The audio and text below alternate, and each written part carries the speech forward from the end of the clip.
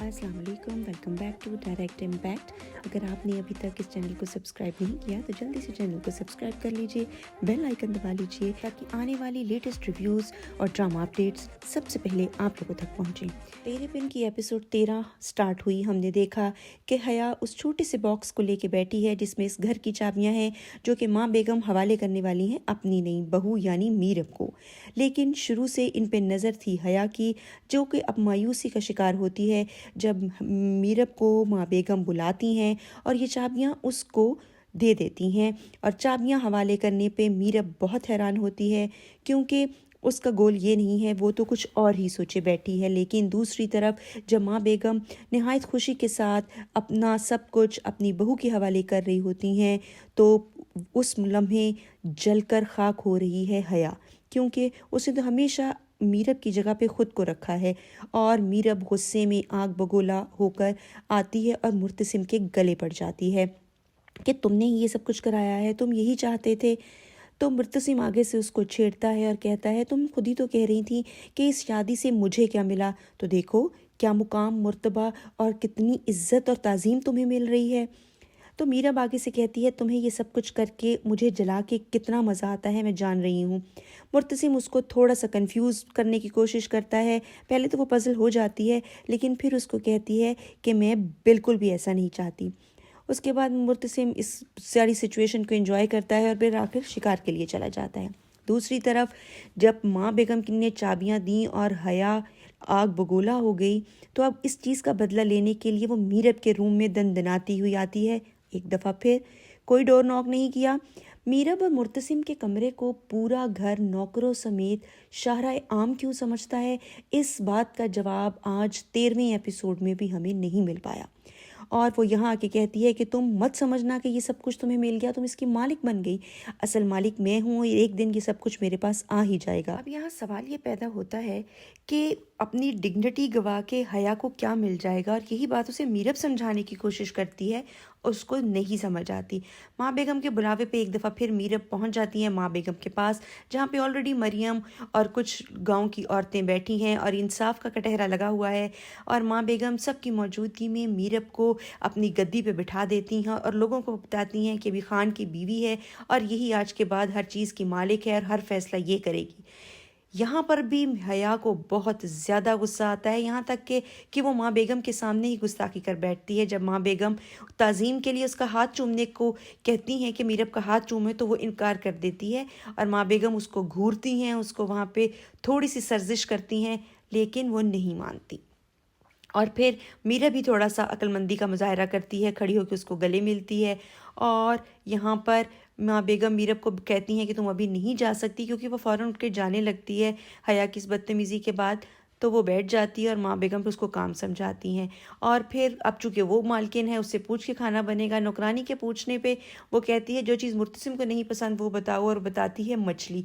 तो वो सभी डिशेस मछली की बनवा लेती है और उसको मीरब चाहती है कि मुर्तसिम चिढ़े, क्योंकि माँ बेगम ने गद्दी मुर्तसिम के कहने पे उसके हवाले की है। और फिर हया यहाँ पे आती है और मरियम को आके कहती है कि मेरे साथ फिर ज्यादती हुई है, घर की मालिक उसको बना दिया गया, चाबियाँ उसको दे दी गई।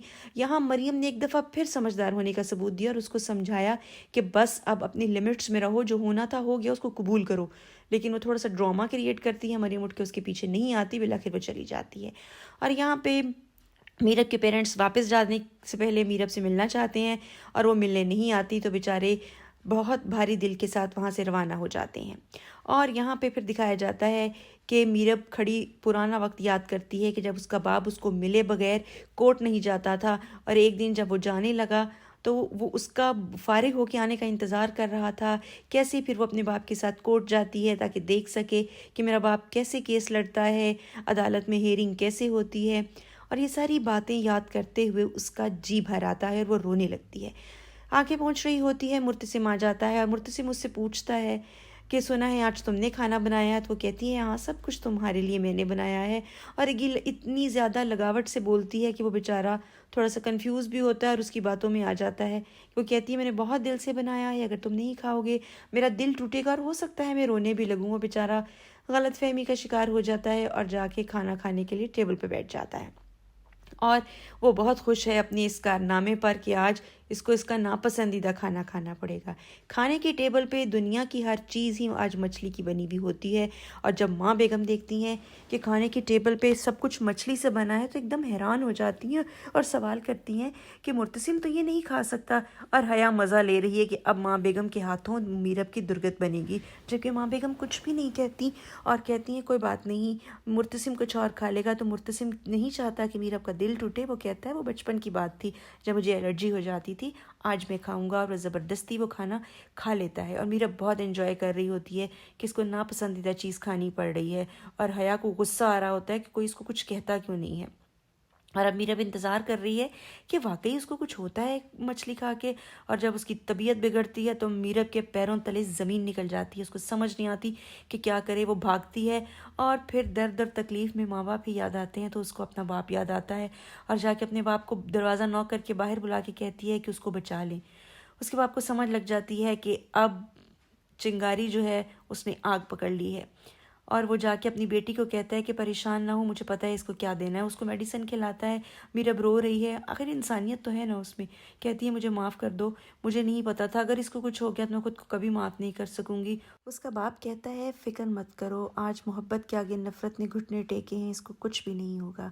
और ऐसे ही होता है कि मुर्तसिम जो है वो दवा खा के पुरसकून सो जाता है, और मीरब रोती रहती है। अगली सुबह वो देर तक सोया रहता है। माँ परेशान होती है कि ऐसे तो कभी भी नहीं हुआ, वो क्यों नहीं आया। फिर हया जो बिल्कुल हया की पासदार नहीं है, उनके कमरे के बाहर जाके खड़ी होती है तो काम वाली गंदी चादरें लेके आ रही होती है जो वॉमिट की वजह से ख़राब हो गई हैं। तो उसको पता चलता है कि मुर्तसिम की तबीयत ख़राब थी। अब ये जाके माँ बेगम को ये बताएगी और सारा फसाद खड़ा करेगी। यही थी आज की एपिसोड। बताइएगा आपको कैसी लगी, कमेंट सेक्शन में अपनी राय का इजहार ज़रूर कीजिएगा। और अगर अभी तक आपने हमारा चैनल सब्सक्राइब नहीं किया तो जल्दी से इस चैनल को सब्सक्राइब कर लीजिए, बेल आइकन दबा लीजिए ताकि आने वाली लेटेस्ट अपडेट्स और ड्रामा रिव्यूज़ सबसे पहले आप लोगों तक पहुँच सकें। इजाज़त चाहते हैं, अल्लाह हाफिज़।